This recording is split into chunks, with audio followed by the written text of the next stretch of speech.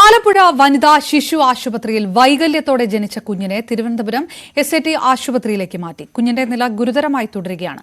ആരോഗ്യവകുപ്പിന്റെ നിർദ്ദേശപ്രകാരമാണ് വണ്ടാനം മെഡിക്കൽ കോളേജിൽ നിന്ന് മാറ്റിയത്. ശരണ്യ സ്നേഹജൻ ചേരുന്നു വിവരങ്ങളുമായി. ശരണ്യ, ഏത് അവസ്ഥയിലാണ് കുഞ്ഞിന്റെ സ്ഥിതി? ഏതെങ്കിലും തരത്തിലുള്ള പുരോഗമനമുണ്ട് എന്നുള്ളൊരു സൂചനകളുണ്ടോ? അപർണ, കഴിഞ്ഞ ദിവസമാണ് ആലപ്പുഴ WNC ആശുപത്രിയിൽ ജനിച്ച് പൂർണ്ണ വൈകല്യത്തോടെ ജനിച്ച കുഞ്ഞിനെ ന്യൂമോണിയ ബാധിതനായി വണ്ടാനം മെഡിക്കൽ കോളേജ് ആശുപത്രിയിലേക്ക് മാറ്റിയത്.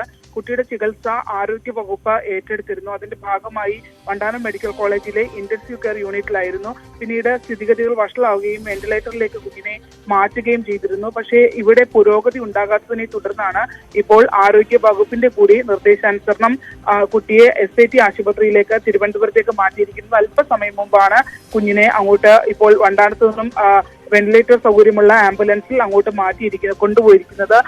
അവിടെ വിദഗ്ധ സമിതിയുടെ നിർദ്ദേശാനുസരണമാണ് കുഞ്ഞിന്റെ ചികിത്സ അടക്കമുള്ള കാര്യങ്ങൾ തീരുമാനിക്കുന്നത്.